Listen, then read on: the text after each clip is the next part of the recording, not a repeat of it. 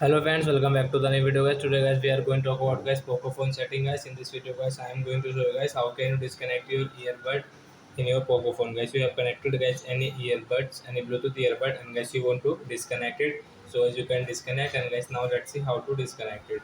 In this video guys I am going to show you friends. So before starting video friends, I want to tell you guys, if you're new in my channel, so I first of all go and subscribe my channel, click the bell icon and like my video.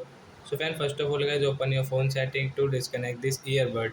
So we will our phone setting, then guys scroll it guys, click on guys your Bluetooth setting, and guys you can see guys we have connected the guys this bit on, and guys you want to disconnect it.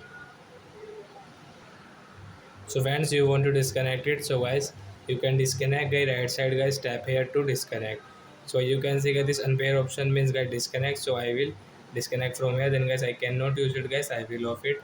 So like that guys you can disconnect your earbud in your poco phone. So I hope friends you have understood. So that's it guys, thanks for watching guys. Now we will meet on next video guys. Bye bye friends.